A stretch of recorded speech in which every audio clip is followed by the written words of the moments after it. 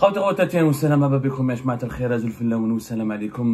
que vous allez bien, j'espère que vous vous portez bien. Rappelez-vous récemment, à l'occasion de la saisie de presque 1,6 million de psychotropes au port d'Alger, je vous avais prévenu, j'ai essayé d'attirer votre attention en disant que le sujet de la drogue, effectivement, est un fléau national. L'Algérie, on l'avait même peut-être intitulé une émission comme ça, hein, il y a du Narcos made in Algérie. Narcos, la fameuse série de Netflix qui retrace la saga des cartels de la drogue au Mexique et en Colombie. Je pense qu'aujourd'hui, elle pourrait facilement créer une Narcos algérienne. Le fléau de la drogue bat des records, y compris dans les milieux liés à la justice algérienne et liés au plus haut sommet de l'État algérien. Récemment, nous avons parlé d'un scandale qui concerne des juges à Blida, où des juges en affaires de drogue a éclaté au sein qui implique une juge auprès de une influente juge. C'était le 21 avril dernier, on en a parlé. Une juge, des avocats arrêtés, gros scandale de trafic de drogue au cours de la justice algérienne. On en a parlé récemment.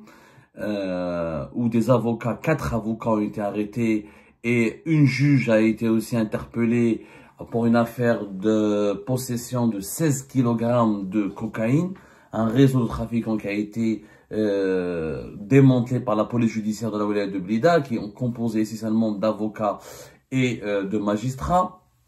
Ensuite, au bout de 4-5 jours de garde à vue, l'affaire a été étouffée par l'appareil judiciaire pour protéger cette juge et pour empêcher que d'autres révélations touchent d'autres juges. On en a parlé le 21 avril dernier. D'ailleurs, nous sommes les seuls à avoir fait des révélations sur ce sujet. Personne, mis à part quelques pages Facebook qui ont lancé l'information, mais de façon à travers des bribes, de façon lapidaire. Personne n'avait fait une enquête là-dessus.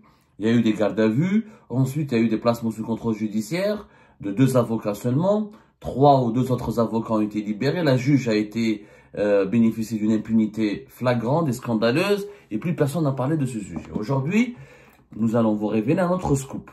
Imaginez chez qui on a trouvé de la drogue. Chez le chauffeur du secrétaire général du ministère de la Justice. Le chauffeur du secrétaire général du ministère de la Justice, un certain Sofiane S, on va pas donner tout son nom, parce qu'il s'appelle Sofiane S. Je vais éviter de donner son nom pour ne pas porter atteinte à sa famille, au moral de sa famille. Comme il est toujours présumé innocent, n'a pas été encore jugé, je préfère respecter la présomption d'innocence. Comme nous sommes des journalistes honnêtes et intègres, on n'est pas là pour le juger, on est là juste pour apporter l'information. Mais ce Sofiane S, qui travaille comme chauffeur du secrétaire général du ministère de la Justice, a été arrêté alors qu'il était dans sa voiture de fonction, une voiture de fonction du ministère de la Justice, dans laquelle, quand il a été arrêté, quand il a été contrôlé, il avait en sa possession 500 grammes de cocaïne.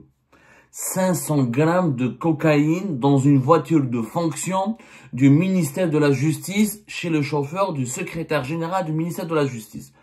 Il y a eu les enquêteurs de la police judiciaire à Alger, ils ont poursuivi leur enquête, ils ont perquisitionné sa maison, ils ont trouvé 1000 téléphones. 1000 téléphones, iPhone et Samsung. C'est un trafic en téléphone. Ils vendaient de façon informelle, ils faisaient donc le trafic de téléphone. Est-ce que ces téléphones étaient volés en Europe? On ne sait pas. En tout cas, ils provenaient certainement de la contrebande. Ce sont des contrebandiers qui font entrer des téléphones sans les dédouaner de façon informelle. Et lui, il était un revendeur de téléphones alors qu'il travaille comme chauffeur du secrétaire général du ministère de la Justice. Vous imaginez, la police, c'est l'unité de la police judiciaire de Châteauneuf qui est en train de mener cette enquête. Il habite à Bab Hassan, ce chauffeur, selon nos investigations. Lui, c'est un enfant de Biel, il est né en 1980. Voilà, tous les détails que nous avons pu obtenir.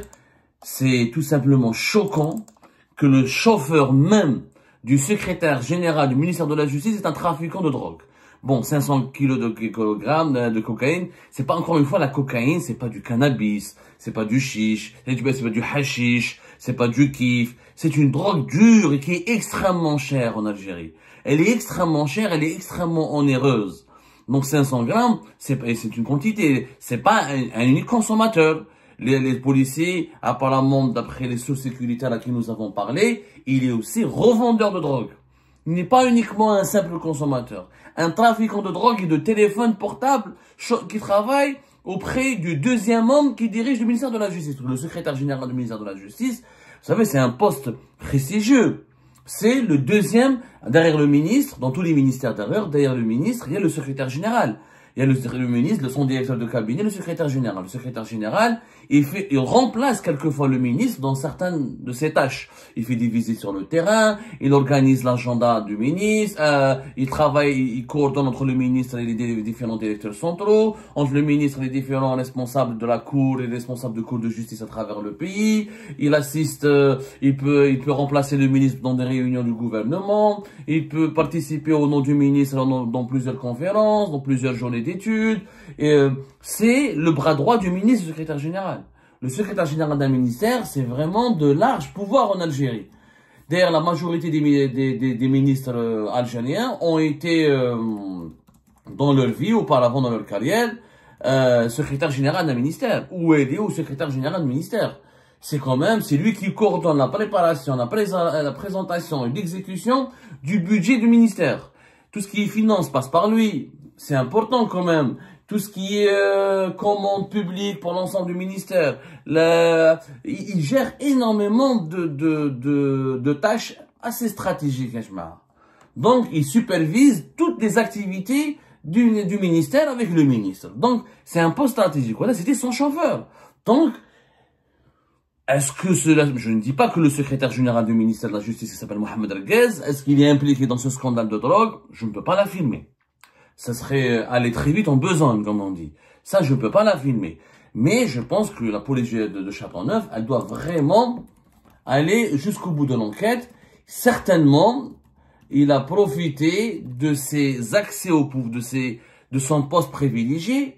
Il a vraiment un poste privilégié. Il a profité de ses contacts au sein du ministère de la Justice pour avoir une certaine impunité. Il pensait qu'il était protégé. Il pensait qu'il était, comment dirais-je, qu'il était quelque part couvert, et que au nom de certainement, il a utilisé le nom de son patron direct, qui est le secrétaire du ministère de la Justice, pour s'adonner à son trafic.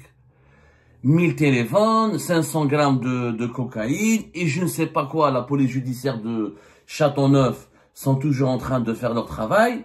Nous les encourageons, encore une fois, nous les remercions pour leurs efforts et pour leurs engagements dans la lutte contre la drogue, qui est un fléau national. Je ne sais pas s'ils vont tout... Je suis sûr que l'enquête n'en est qu'à ses débuts, et que peut-être il y a d'autres complicités. D'où est-ce qu'il ramenait cette cocaïne? À qui il la revendait? Est-ce qu'il y a des fonctionnaires du ministère de la Justice qui figuraient parmi ses clients? Et puis 1000 téléphones, vous vous rendez compte? 1000 téléphones, c'est un magasin wahdo. C'est un magasin, il y a des magasins à Paris, en France, dans une grande ville française, où ils n'ont pas dans leur stock 1000 téléphones. 1000 téléphones chez lui. C'est un babahsan, c'est quand même très compliqué. La police judiciaire de Châteauneuf est en train de mener l'enquête. Je suis sûr qu'il y a un réseau derrière, que ce chauffeur du secrétaire général du ministère de la Justice n'est pas un cas isolé, pas un élément isolé. Il peut pas tout seul faire du trafic de téléphone, qui lui ramenait la drogue, qui utilisait une voiture de fonction. Parce qu'il pensait qu'il était protégé. Bien sûr, une voiture de fonction, quand tu passes par un barrage, c'est rare où les voitures de fonction, elles sont fouillées. Et il leur dit, voilà, je suis le chauffeur du ministère de la Justice, il le laisse passer. Certainement, les policiers, les enquêteurs ont mené une filature, ils ont pris plusieurs jours, ils ont mené une enquête pendant plusieurs jours, ils ont compris, ils ont identifié qu'il était impliqué dans un trafic bien précis, et quand il a été arrêté en flagrant délit en conduisant sa voiture de fonction. Autrement dit, les policiers, généralement en Algérie, c'est vraiment le cas, les voitures de fonction, elles sont traitées de façon favorable, elles ont un traitement de faveur. C'est pour ça qu'il y a eu des scandales au sein des dirigeants algériens. Quand un dirigeant algérien est corrompu ou là, quand il veut cacher son argent, la transporter des trucs prohibés, il prend sa voiture de fonction, parce que c'est rarement contrôlé. Et c'est un ministre. Ministre ou la secrétaire générale du ministère, dans sa voiture de fonction, il y a de la drogue, il y a du cash, il y a des pots de vin, etc. Celui-là, il a été pris la main dans le sac. Ça signifie que les policiers ont mené une enquête auparavant. C'est choquant que le chauffeur du numéro 2 du ministère de la Justice soit un trafiquant de drogue. Et encore, je suis sûr qu'on n'a pas tout découvert. Il y a des choses. Il y a Anguille sous roche, il se passe des choses au sein du ministère de la Justice, comme il se passe des choses au plus haut sommet de l'État algérien, parce que l'État algérien, les dirigeants algériens sont à l'image de cette population, frappés de plein fouet par la toxicomanie et le fléau de la drogue. C'est un fléau national. Je vous assure, je parle avec mes compatriotes, des membres de ma famille, des amis, d'anciens voisins, des compagnons, des confrères, des consoeurs, des copains, des sources, des connaissances. Tous me disent, Abdou, le fléau de la drogue est devenu terrible. Les jeunes Algériens sont drogués. La drogue, elle circule dans les établissements, dans les universités, dans les lycées, même dans les collèges. Les dealers, on les voit partout. Il y a des jeunes Algériens, des supporters de la violence, les guerres de gangs dans les quartiers populaires, les bagarres, les policiers sont sur le qui-vive, des interventions quotidiennes. Je vous assure, les sources sécuritaires me racontent, même les avocats, les tribunaux et les commissariats algériens sont inondés d'affaires de scandales de drogue. Inondés. Du petit consommateur jusqu'aux grosses affaires de trafiquants de réseaux de trafic de drogue. Chaque jour, les juges, les avocats et les policiers, les gendarmes sont débordés. Il y a un malaise national autour de la drogue. Moi, j'en appelle encore une fois aux autorités suprêmes de l'État. Je pense qu'Abdelmajid Tebboune doit décréter un état des lieux, doit décréter une campagne nationale de sensibilisation et voir, on doit déclarer la guerre au narcotrafic parce que notre jeunesse, c'est un problème de santé publique, ça bousille la santé, ça alimente l'insécurité, la délinquance et la criminalité transfrontalière et nationale et internationale et c'est un danger pour la sécurité nationale. Moi j'appelle à organiser les assises nationales de la lutte contre la drogue et la toxicomanie. On doit en parler ouvertement. Et pas en faisant de la menace de les projets de loi, ça ne sert à rien. Les gens n'ont plus peur de la prison. Parce qu'ils sont inconscients. Un toxicomane, un drogué, il est inconscient. Même dans les prisons algériennes, la drogue circule. Là, j'ai fait le harash en 2018. Ils trouvent la drogue dans des sandwichs. Où tout le monde est complice. Donc le phénomène s'est amplifié. Pourquoi? Parce qu'il y a plus de misère sociale, plus de pauvreté, moins de liberté publique et individuelle, plus de harga, plus d'angoisse collective. Et tout ça, ce sont des conditions de déprime nationale qui favorisent le trafic de drogue. Pour échapper à le drogué, le toxicomane, il cherche une échappatoire à son quotidien sinistre, à sa détresse quotidienne. C'est la drogue. La drogue, tout type de drogue. Les drogues douces, avant la cocaïne en Algérie, on en parlait rarement. Et la cocaïne était réservée aux ultra riches, comment elle était chère. Le cannabis, le kiff, le hashish, les drogues synthétiques, les psychotropes, oui, mais la cocaïne, l'héroïne, on n'entendait parler que dans les films. Aujourd'hui, c'est devenu complètement ça se banalise. L'Algérie, auparavant, elle était un marché de transit vers les pays européens pour la cocaïne. Aujourd'hui, elle est devenue elle-même un marché de consommation. Donc, il faut tirer la sonnette d'alarme. Et ça touche les hautes sphères du pouvoir. Ça ne touche pas parce que les franges, les classes populaires, ils n'ont pas de moyens de pouvoir acheter la cocaïne, il faut arrêter de déconner. La cocaïne, c'est extrêmement cher.